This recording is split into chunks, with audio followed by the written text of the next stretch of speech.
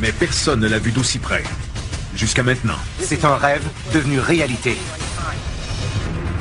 Que cache le gouvernement à cet endroit?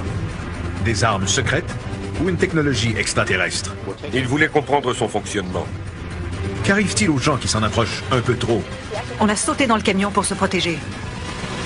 Aujourd'hui, de l'information rendue publique, des témoignages de l'intérieur et d'un ancien pilote de la CIA nous révèlent des secrets. J'ai vu une soucoupe volante. Et nous observerons la base militaire à l'aide d'équipements sophistiqués. On a des images de la zone 51 en haute définition pour la toute première fois. Voici l'enquête numéro 55101. La zone 51 exposée. It's huge.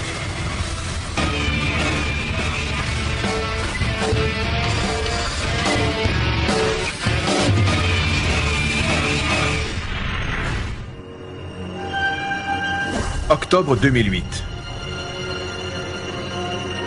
Pat Oskert est dans le désert du Nevada, à une vingtaine de kilomètres de la zone 51. Ce sont eux? Oui, Que font-ils? ils nous surveillent. Ils sont deux. Tu veux les voir? Tu vois deux hommes? Oui. Les phares s'allument. Oui.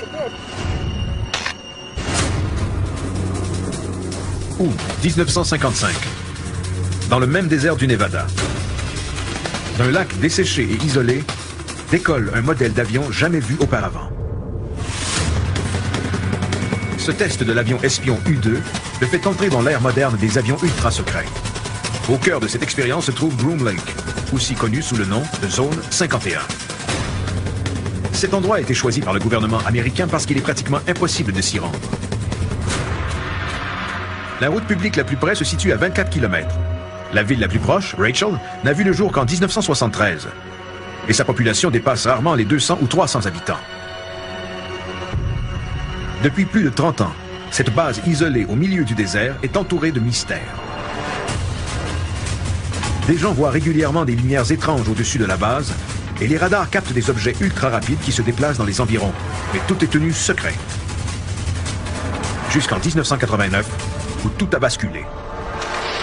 The time where I entered the hangar, I witnessed recovered alien spacecraft that the Department of Naval Intelligence in the United States was back engineering.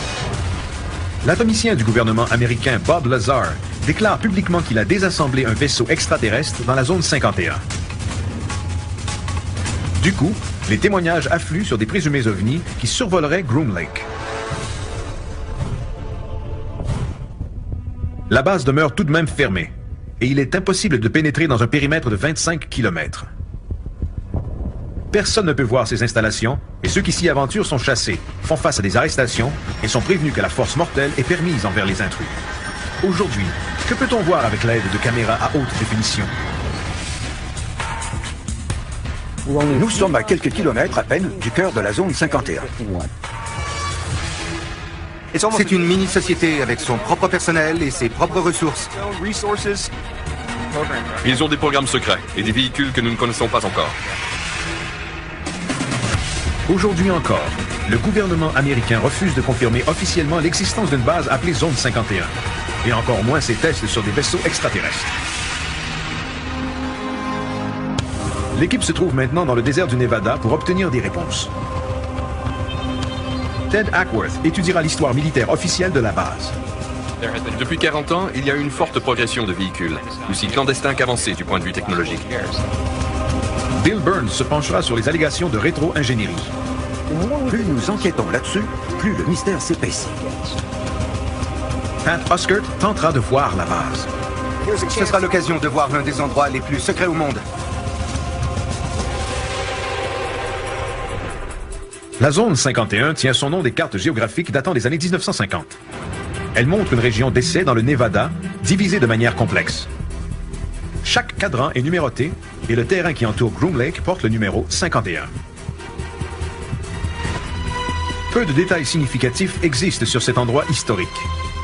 Et très peu de gens savent ce qu'il s'y passe. Je vais rencontrer Peter Merlin, un historien en aéronautique et un spécialiste de la zone 51. Peter Merlin est membre de la Fondation historique des sites d'essai du Nevada. Il a parlé à des douzaines d'employés de la zone 51 et a étudié les documents top secrets rendus publics, ainsi que des images satellites auparavant illégales. La base a été ouverte autour de 1955, n'est-ce pas? Oui, en 1955 par la CIA. L'avion espion U-2 était un appareil ultra secret et ils avaient besoin d'un endroit pour le tester, hors des yeux du public. Les ingénieurs ont d'abord choisi Groom Lake, un énorme lac desséché, parce qu'il était possible d'y aménager une piste naturelle de plus de 6 km. Lorsqu'ils s'aperçoivent que l'avion U-2 est vulnérable aux missiles russes, les militaires américains entament une série de projets secrets. La base de Groom Lake n'était pas prête à cela. Ses installations et ses infrastructures étaient inadéquates. Ils ont donc construit des édifices et l'endroit est devenu la base des forces aériennes telle qu'on la connaît.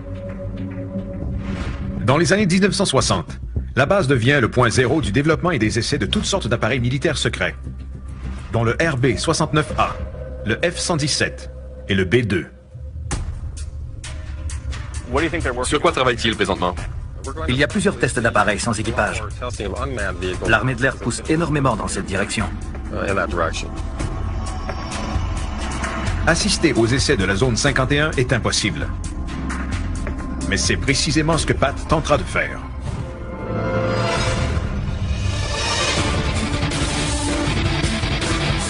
Pat rencontre Mark Farmer, caméraman de combat aérien et spécialiste de la zone 51. Il amène Pat assister à un essai secret que très peu de gens ont eu la chance de voir.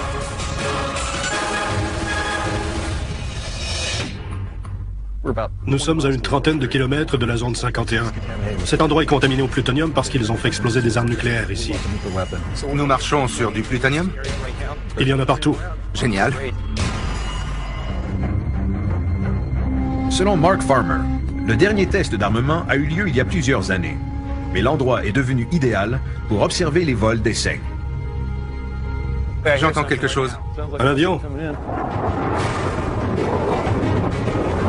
Au loin, un F-15 survole la zone 51.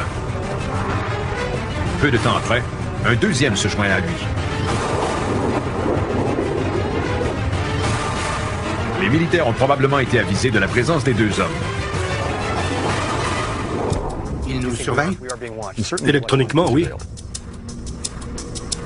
Un nombre inconnu d'appareils vidéo et audio sont dissimulés dans le désert environnant. Comment nous surveillent-ils? Leur service technique a tout un réseau de soutien électronique qui absorbe les émanations électromagnétiques en tout temps. Et nous avons sur nous des micros sans fil, des téléphones cellulaires et des émetteurs-récepteurs. Alors il est très facile pour eux de nous détecter. Les F-15 passent à quelques reprises et disparaissent. Aucune autre activité n'est observée par la suite. Les militaires étant au courant de leur présence, Mark et Pat comprennent rapidement qu'il ne se passera plus rien. Leurs activités doivent demeurer secrètes, alors nous ne verrons plus rien. Personne ne sait cela plus que Bob Lazar, qui s'est effacé après avoir été ridiculisé pendant des années. Le premier homme qui a publié l'histoire, George Knapp, est toujours à la poursuite de la vérité. George travaille pour KLAS Television, une chaîne affiliée à CBS à Las Vegas, au Nevada. George Knapp a publié l'histoire de Bob Lazar sur la zone 51. Dans le rapport de George Knapp en novembre 1989, Bob Lazar dit avoir désassemblé une soucoupe volante extraterrestre dans un complexe de la zone 51 appelé la section S4. Toutefois, les preuves que Bob Lazar ait effectivement travaillé à la section S4 et au laboratoire national de Los Alamos juste avant d'être transféré à la zone 51 sont introuvables. Il clame que son identité a été effacée et plusieurs le qualifient de menteur. Mais George Knapp a trouvé un renseignement troublant dans les archives du laboratoire de Los Alamos. J'ai appelé au laboratoire et ils m'ont dit de ne pas avoir son nom dans leur dossier. Mais j'ai ensuite trouvé un annuaire du laboratoire avec son nom à l'intérieur. Je les ai rappelés et ils ont continué à nier. Le gouvernement tente-t-il de cacher que Lazar a travaillé à la zone 51? J'ai ensuite trouvé un article du journal Los Alamos et on le voit sur la première page avec une main posée sur son dragster et il est présenté comme un physicien. Je suis retourné au laboratoire avec l'article et il n'y est toujours. Je sais qu'il a travaillé là non seulement à cause de l'article du journal et de l'annuaire, mais aussi parce que 4 ou 5 employés du laboratoire m'ont confirmé qu'il y a travaillé sur des projets ultra secrets. Selon George Knapp, ce sont des preuves irréfutables que Bob Lazar a bel et bien travaillé au laboratoire de Los Alamos. Mais un renseignement bizarre le laisse perplexe. Bob Lazar révèle aussi à George que pendant son travail dans la zone 51, il a été exposé à une énergie extraterrestre très puissante appelée l'élément 115. Il a dit que cette énergie venait d'une autre planète ou d'un autre système solaire et qu'il voulait comprendre son fonctionnement. Bob Lazar dit que l'élément 115 sert à alimenter les soucoupes volantes. L'important, c'était de savoir s'il avait ou non été à l'emploi du laboratoire Los Alamos, parce que s'il y a travaillé sur des projets secrets des points de vue technologiques et scientifiques, il est davantage possible qu'il ait ensuite travaillé dans la zone 51. Croyez-vous, Bob Lazar? Oui. Un ancien pilote de la CIA s'apprête à confirmer l'histoire de Bob Lazar et à révéler de l'information choc à son tour. Just a few minutes ago, we saw one of the government extraterrestrial UFOs.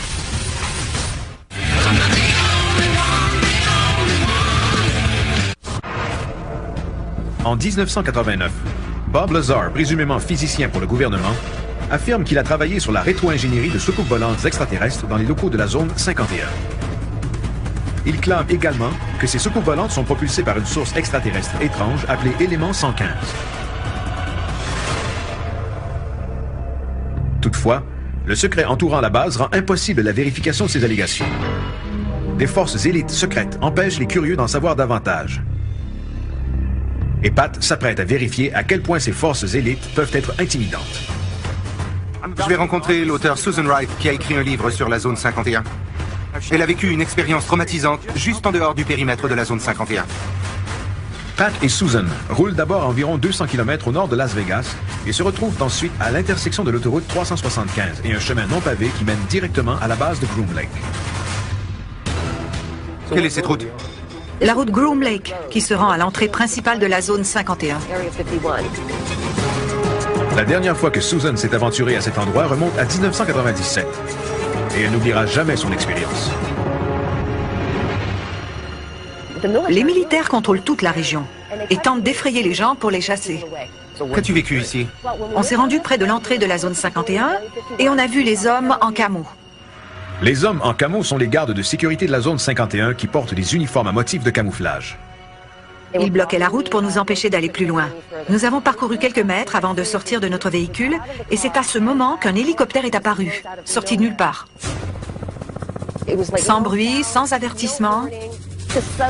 Il est apparu droit devant nous. Près de vous? À 12 mètres de nous. On a sauté dans le camion pour se protéger. C'était très effrayant et intimidant. Ils voulaient manifestement nous faire des guerpires. Pourquoi des militaires effrayent-ils les civils avec des tactiques d'intimidation? Possiblement en raison de leurs essais. Pendant que Susan et Pat continuent d'avancer vers la zone 51, Bill découvre de nouveaux faits sur le rôle de l'élément 115 auprès d'un confident de Bob Lazar, John Lear. John est un pilote chevronné qui a travaillé pour la CIA avec la cote de sécurité secrète la plus élevée. Lear s'est retiré après avoir effectué plus de 19 000 heures de vol et détient le nombre le plus élevé de certificats octroyés par la FAA. Sa vie a cependant changé lorsqu'il s'est lié d'amitié avec Bob Lazar à la fin des années 1980.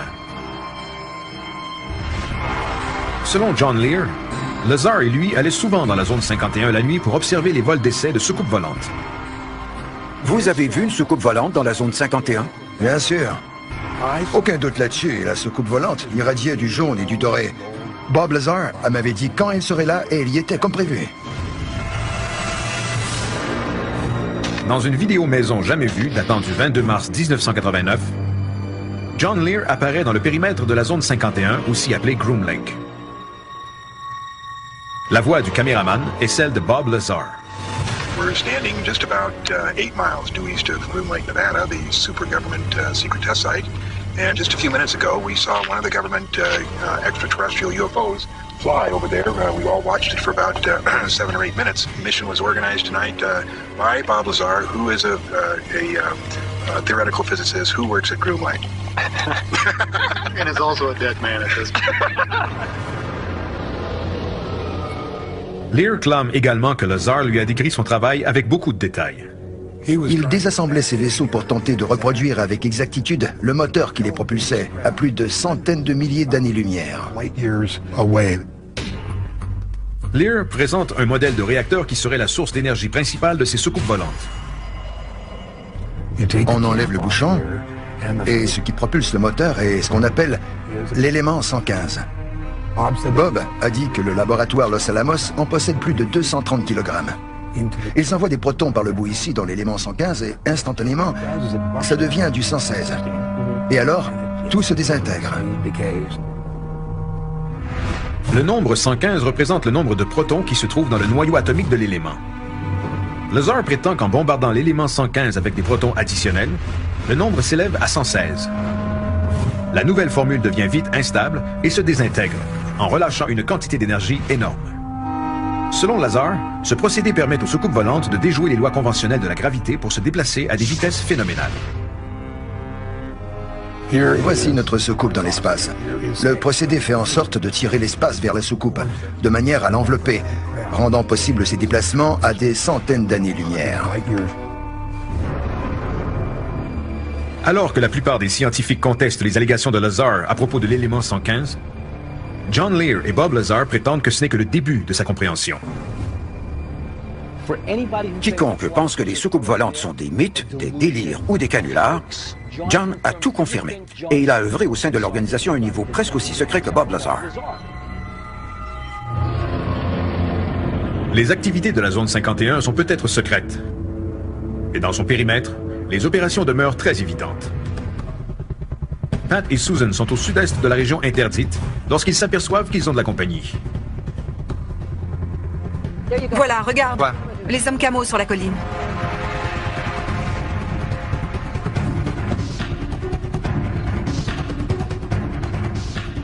Ce sont eux?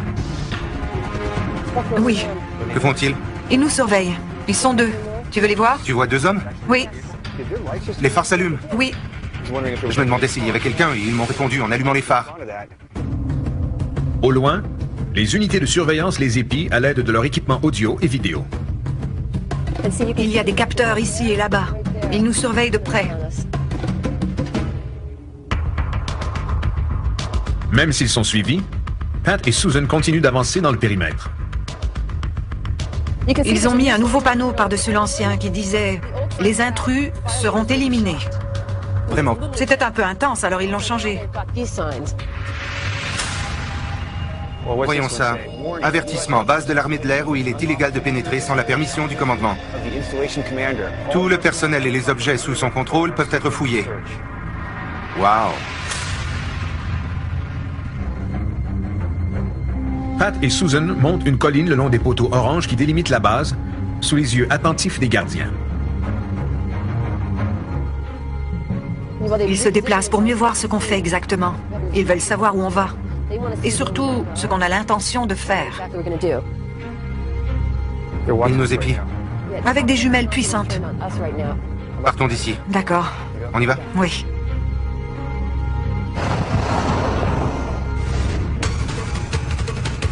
Après avoir été témoin de la haute surveillance, Pat tente une nouvelle approche. Une escalade difficile d'un rocher escarpé de 2400 mètres qui dévoilera enfin la zone 51. On a des images de la zone 51 en haute définition pour la toute première fois. Pendant des années, les secrets de la zone 51 ont mystifié autant les ovnistes que les chercheurs militaires. Sur des images satellites publiques, les détails sont flous. Nous voyons plusieurs routes et pistes, de nombreux gros édifices et d'autres structures non identifiées. Ces images ne disent rien sur les opérations réelles de la base.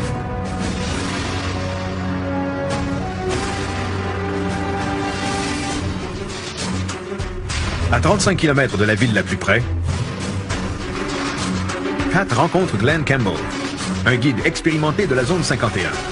Les deux hommes vont escalader Tikavoo Peak. Du sommet, ils pourront voir la base avec leurs propres yeux. Nous installons notre campement de jour, parce qu'il est trop tôt et nous voulons escalader durant la nuit pour être au sommet au lever du soleil. Parce que c'est le meilleur moment pour voir la zone 51. Pendant que Pat et Glenn installent leur campement de jour, Ted Ackworth se trouve à 30 km plus loin et surveille le ciel au-dessus de Groom Lake. À mi-chemin entre les villes de Rachel et Alamo, se trouve une route sur laquelle plusieurs personnes ont vu des ovnis, juste au-dessus de la zone 51. Ces images de l'espace aérien de la zone 51 ont été captées par des cinéastes amateurs. Pour effectuer ce test, nous avons embauché une compagnie de surveillance de Las Vegas, Southwest Surveillance. Ils ont emporté 3 caméras vidéo à haute résolution qui seront orientées vers la zone 51 et nous espérons enregistrer des images intéressantes. Les 3 caméras sont installées à 300 mètres les unes des autres et enregistreront en continu le ciel au-dessus de la zone 51 pendant les 3 prochains jours. S'il y a des activités aériennes étranges au-dessus de la base, la nuit ou le jour, les caméras vont les enregistrer. La nuit tombe et Pat et Glenn se préparent pour la longue randonnée qui les attend jusqu'au sommet de Tikaboo Peak. Tikaboo Peak est à une distance de 41 km de la zone 51 et est le seul endroit légal d'où ils peuvent regarder la base. On a parcouru 35 km de route non pavée pour arriver ici. Et on doit maintenant escalader cette montagne escarpée pour se rendre au sommet. Ce que les gens ne font pas tous les jours.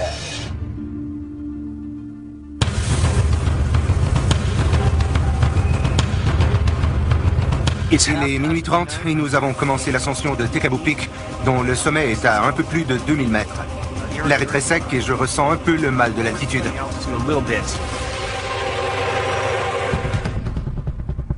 La distance à parcourir n'est que d'1,5 km, mais le terrain est très escarpé et exigeant sur une distance d'environ 300 mètres. Pat et Glenn doivent souvent ramper sur les mains et les genoux sur une terre rocailleuse et sablonneuse. Nous escaladons depuis un bon moment, et l'inclinaison de la pente rend la tâche parfois très difficile. Ceux qui veulent tenter l'expérience doivent être expérimentés et non des débutants. On pourrait facilement laisser sa peau ici.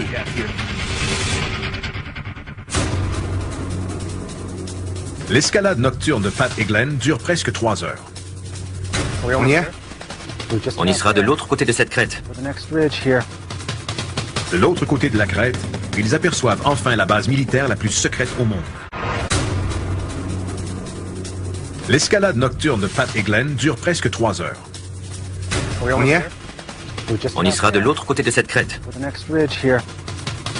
De l'autre côté de la crête, ils aperçoivent enfin la base militaire la plus secrète au monde. Vous voulez voir la zone 51? La voilà.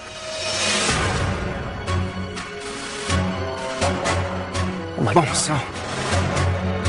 C'est immense. 40 km les séparent toujours de la base. Mais l'air sec du désert du Nevada fait en sorte que la vue est très claire.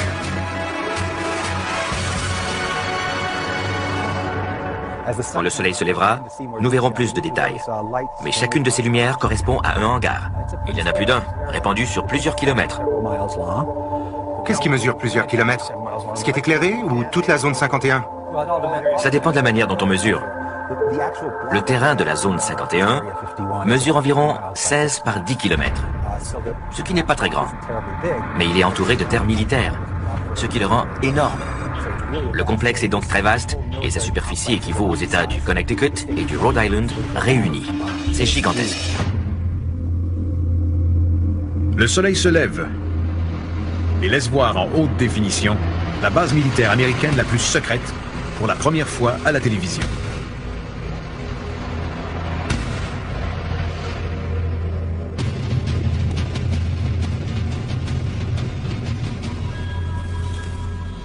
Pat observe la base et voit un autre mystère. Des avions non identifiés. Selon les rumeurs, ces avions transporteraient le personnel dans la zone 51 pour effectuer leur travail qui demeure inconnu. Un avion arrive. Avec une ligne rouge sur le côté? Oui, un avion blanc avec une ligne rouge. Il emmène les employés sur la base. Le personnel se rend à l'aéroport de Las Vegas et est transporté ici sur ces avions 737. Il y a des horaires précis et le matin, un avion arrive toutes les 30 minutes.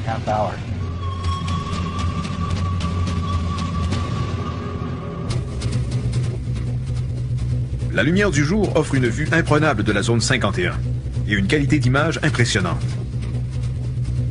La clarté des images est rendue possible grâce à de l'équipement hautement sophistiqué. Vous pouvez constater que nos caméras sont très spéciales.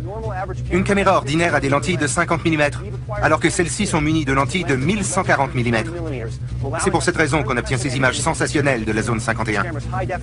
Glenn m'a informé qu'il n'y a jamais eu de telle caméra ici. Personne n'a jamais vu d'image aussi claire de la zone 51 grâce à nos caméras haute définition.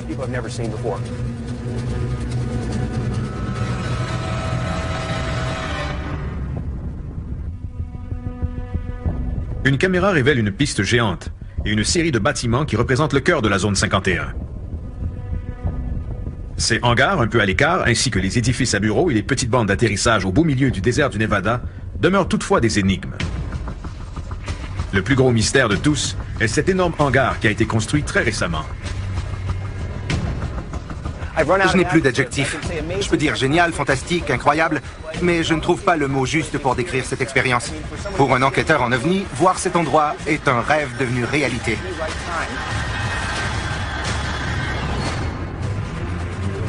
À quoi sert ce gros hangar qui est parfaitement visible du sommet de Tikaboo Peak? Une image satellite récente de la base offre plusieurs possibilités. Le plus grand est très étrange. Une balade près de la zone 51 révèle des mesures de sécurité extraordinaires. Des discussions avec un ancien pilote de la CIA avancent l'hypothèse de tests sur des technologies extraterrestres.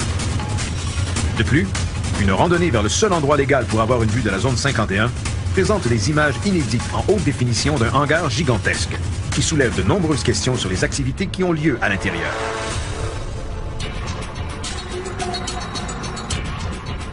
Ted regarde l'image satellite la plus récente de la base avec l'historien en aéronautique Peter Merlin. Voici l'image satellite la plus récente de la zone 51. De grande qualité. Aujourd'hui, la zone 51 compte 24 hangars, 4 pistes d'atterrissage, de nombreux dortoirs, une tour radar et même un bâtiment à l'épreuve des explosions. Mais au début, la base était de moindre envergure. Voici la base dans les années 1950, alors qu'elle était appelée la piste Waterdam. C'était simplement une piste d'atterrissage en asphalte d'1,5 km, des petits hangars, quelques entrepôts et des roulottes pour héberger du personnel sous des conditions plutôt rudimentaires. La base reste modeste pendant 25 ans et par la suite, son développement explose. Dans les années 1980, les changements ont été drastiques. On voit un entrepôt à munitions et la piste a été allongée d'1,5 km. Ils ont également ajouté une voie de circulation. Ces changements ont eu lieu juste avant la sortie publique de Bob Lazar, qui affirmait que le gouvernement testait des appareils secrets en se basant sur la technologie extraterrestre. Aujourd'hui, les images satellites les plus récentes montrent ce que Pat a vu au sommet de Tikaboo Peak. Il y a plusieurs nouveaux hangars dans la partie sud. Et on se demande pourquoi ils avaient besoin d'un hangar supplémentaire, parce qu'ils en avaient déjà 23. Les autres sont peut-être tous vides, mais quoi qu'il en soit, le plus grand est très étrange. Pourquoi un hangar aussi grand? Lors d'enquêtes précédentes, la taille et la forme des ovnis variaient selon les témoignages. Mais un seul format d'ovni correspond à la description de ce hangar. Les triangles géants.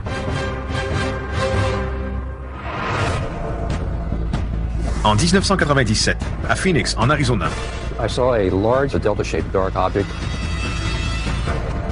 en 2004, à Tinley Park, en Illinois, et plus récemment, en 2008, au Pays de Galles, au Royaume-Uni.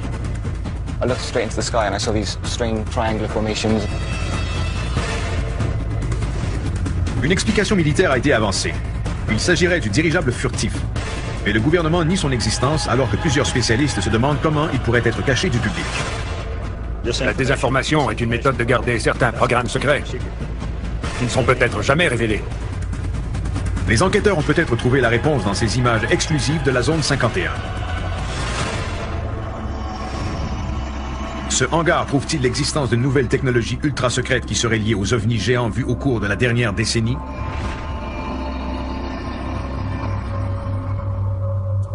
Le seul moyen d'obtenir la réponse est de parler aux employés de la zone 51. Comme l'a mentionné Glenn Campbell, la majorité du personnel de la zone 51 est transporté en avion anonyme blanc avec une rayure rouge sur le côté. Les recherches de Glenn et d'autres enquêteurs ont révélé que ces avions sont appelés Janet et qu'ils partent quotidiennement de l'aéroport international McCarran à Las Vegas. Pat et Glenn tenteront de suivre un de ces vols Janet à partir du décollage. De leur côté, Bill et Mark Farmer observeront les vols Janet du 18e étage de l'hôtel Tropicana, un des seuls endroits à Las Vegas qui offre une vue sur le terminal Janet. Mark établira le nombre de vols Janet et ensuite nous irons consulter la base de données de la FAA pour tenter de savoir à qui ces avions appartiennent. Autour de l'aéroport international McCarran, Pat et Glenn cherchent un autre endroit pour observer les avions. Pourquoi le nom Janet? C'est probablement un acronyme pour Joint Army Navy Transport. Mais personne ne sait vraiment ce que Janet veut dire. Ce n'est qu'une hypothèse. Ces enregistrements de la tour de l'aéroport confirment l'appellation officielle de Janet. Las Vegas Coach, Janet 721. Coach, Janet 210-15. Ce sont les mêmes avions qu'on a vus à Tekabo Peak. Ils avaient quitté Las Vegas 20 minutes plus tôt et ont atterri à la zone 51. C'est leur transport quotidien. Les avions Janet qui décollent ici se posent à la zone 51. Toute base secrète a un lien avec le monde extérieur. Et cet aéroport est un lien majeur. À l'hôtel, Bill et Mark observent les départs des vols Janet et notent les numéros sur les queues des avions. Celui qui décolle a le numéro November 5177 Charlie. Bill entre les numéros dans la base de données de l'administration de l'aviation fédérale pour confirmer l'investissement du gouvernement dans la compagnie. 6662, Bravo, Alpha. Propriété du gouvernement américain. Qu'est-ce que ça veut dire? Si on regarde rapidement, on voit des avions décoller et rien de spécial à signaler. Si on observe de plus près, on remarque des barbelés, des postes de garde et aucune inscription sur les bâtiments. Ça veut dire que tout est caché. Obtenir des déclarations des employés de la zone 51 est pratiquement impossible. Mais Bill Burns finit par en trouver un. Quand on y travaille, on n'existe pas. Durant les années 1980, la zone 51 a attiré l'attention parce qu'un physicien qui y travaillait, Bob Lazar, a dit publiquement qu'il œuvrait sur un projet de rétro-ingénierie de la technologie extraterrestre au bénéfice des militaires. Lazar tombe ensuite dans l'oubli et ne parle plus de ses expériences. De nouveaux renseignements obtenus sur la zone 51 révèlent cependant des développements d'une envergure majeure. Et Bill a réussi à trouver un ancien employé de la base secrète. Je vais rencontrer T.D. Barnes, un ancien ingénieur à la zone 51. T.D. Barnes a travaillé dans la zone 51 de 1968 à 1972 en tant qu'ingénieur électricien. Il a joué un rôle crucial dans le développement de plusieurs appareils secrets qui sont aujourd'hui connus du public, comme le A-12 et le F-117. Selon lui, l'identité réelle des ingénieurs à l'emploi de la zone 51 est gardée secrète tant et aussi longtemps qu'ils y travaillent. Nous avions des pseudonymes et des noms de code à la zone 51. Quand on y travaille, on n'existe pas vraiment. La description de T.D. Barnes pourrait valider les allégations de Bob Lazar qui n'a jamais pu prouver qu'il était effectivement un employé de la zone 51. Selon Barnes, la sécurité y est tellement serrée que les ingénieurs n'avaient pas l'autorisation de voir les projets des autres ingénieurs. Parfois, il devait sortir quelque chose à l'extérieur et nous envoyait dans une grande salle où il fermait des rideaux noirs et nous restions assis là pendant 2 ou 3 heures. Si des technologies étranges étaient testées, il fallait faire partie du programme pour y assister. Que savez-vous sur les ovnis et la rétro-ingénierie à la zone 51? Nous n'étions pas au courant, mais ça ne veut pas dire que ce n'est pas arrivé. C'est tout de même possible qu'ils aient mené des projets de rétro-ingénierie sans que vous le sachiez. Oui, mais là-bas, tout est possible. La possibilité existe. Ils ont pu faire voler des vaisseaux extraterrestres à la base. Les employés étaient regroupés dans la grande salle avec les rideaux tirés pour ne rien voir. Ça démontre à quel point les activités étaient secrètes dans la zone 51. Les allégations de Bob Lazar sur les vols d'essais d'OVNI sont-ils vraies? Près de la zone 51, les 3 caméras de surveillance à haute résolution que Ted a installées ont capté des images de phénomènes aériens inexpliqués. Les caméras ont enregistré en continu pendant 3 jours. Ted et l'analyste d'images Terrence Mason examinent maintenant les films de plus près. Le premier soir, à 22h39, cette lumière étrange est apparue dans le ciel au-dessus de la zone 51 pour disparaître rapidement derrière les montagnes. C'est trop éclatant pour être un éclair. Je dirais plutôt qu'il s'agit d'un système de propulsion ou d'un avion à réaction. Peut-on superposer une image de jour et cette image de nuit avec les mêmes montagnes? Terrence combine les 2 images et est étonné du résultat. En superposant les 2 images, on peut voir que l'objet s'approche de l'horizon juste avant de s'éteindre. mais il est encore assez loin du sommet des montagnes. Il s'éteint donc avant de tomber derrière les montagnes. L'objet inconnu semble s'éteindre graduellement. Sa trajectoire le mène à la piste d'approche de la piste principale de la zone 51. Voyons si on peut évaluer sa vitesse. Ted se sert de la distance connue entre la caméra et la zone 51, c'est-à-dire 24 km, ainsi que la hauteur et la distance des montagnes, afin d'évaluer la vitesse de l'objet. À quelle distance se trouve l'objet par rapport aux montagnes devant? Environ 2 fois la hauteur des montagnes à partir du sol. S'il s'approche de la zone 51, il parcourt environ 3000 mètres en 2,2 secondes. Ce qui veut dire 5800 km à l'heure. C'est rapide. C'est rapide. 5800 km à l'heure est une vitesse qui dépasse tous nos appareils. Si l'objet est encore plus éloigné, disons à 30 ou 50 km plus loin que notre estimation, sa vitesse n'a d'égal que celle d'une météorite.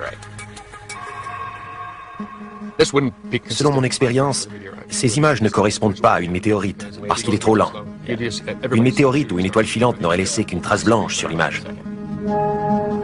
Le seul appareil inventé par l'homme qui atteignait cette vitesse est le X-15, qui brisait le mur du son à 7200 km à l'heure. Mais le dernier vol de cet avion a eu lieu le 24 octobre 1968. Aucun autre appareil connu du public n'a jamais volé aussi rapidement depuis cette époque. C'est embêtant. Et le mystère demeure complet. Un objet s'est dirigé vers la zone 51 à haute vitesse, et on ignore de quoi il s'agit.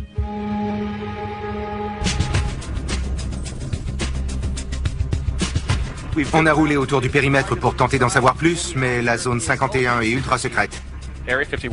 La zone 51 existe, ce n'est pas de la fiction.